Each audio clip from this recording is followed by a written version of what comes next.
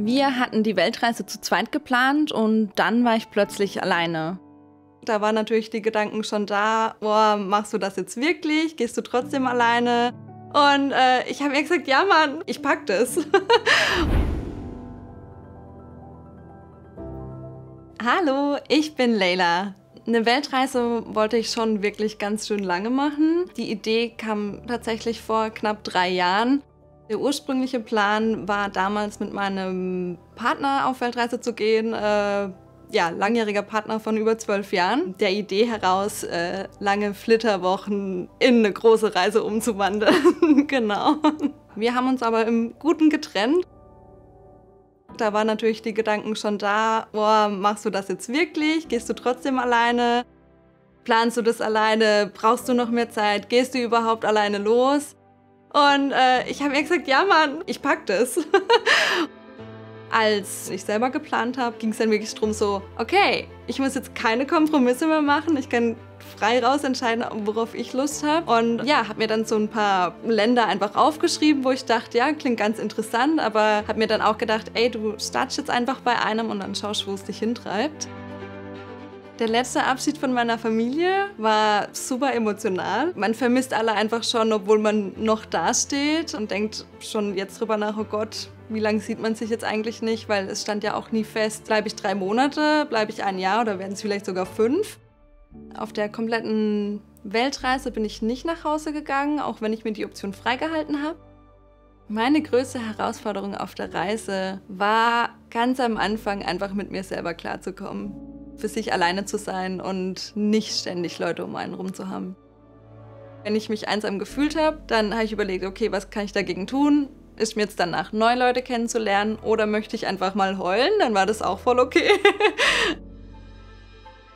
Ich war jetzt insgesamt knapp über 11 Monate unterwegs. Angefangen in Vietnam und von Asien ging es dann direkt rüber nach Südamerika. Und von Argentinien aber zu meinem allergrößten Traum, die Antarktis. Bevor ich in die Antarktis bin, habe ich mir immer vorgestellt, auf diesem Schiff auf dem Deck zu sein. Du stehst da alleine, es ist kalt, rauer Wind, nur das weiße Eis um dich rum. Und dann hatte ich diesen Moment wirklich.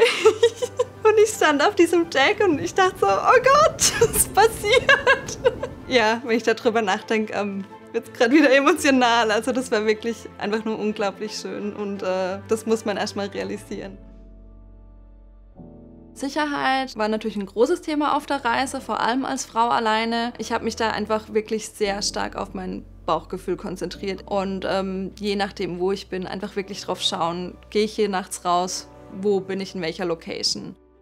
Ich habe zum Beispiel 2 Beispiele. Das war zum einen mal ein Hostel, in das ich gekommen bin und sich direkt alles in mir gesträubt hat und ich einfach gesagt habe, nee, ich gehe wieder. Und das zweite, ja, ist sowas wie, du laufst alleine irgendeine Straße entlang und denkst, es fühlt sich irgendwie nicht ganz so gut an und dann einfach auch zu sagen, ich gehe zurück oder ich nehme das Taxi und die paar Euro sind mir dann auch egal, aber ich höre lieber auf mich.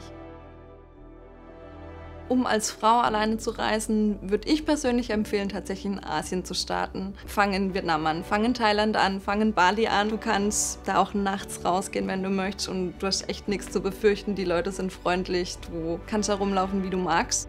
An alle Mädels da draußen, die sich je überlegt haben, allein loszugehen, bitte macht's einfach. Nehmt all euren Mut zusammen, erlebt die Abenteuer, geht da raus. Es wird die beste Entscheidung eures Lebens sein. Ihr werdet so tolle Leute kennenlernen, ihr werdet neue Kulturen kennenlernen, ihr werdet so stolz auf euch sein. Das könnt ihr jetzt schon, allein wenn ihr nur darüber nachdenkt, das zu machen. Mein Empfang in Deutschland war super emotional. Allein als ich noch hinter der Zollkontrolle war und mir meinen Backpack geschnappt habe, da hat es angefangen, oh Gott, ich bin super nervös. Und dann laufst du diese Tür raus und es fühlt sich einfach an, alles wie vorher auch. Und das ist wunderschön.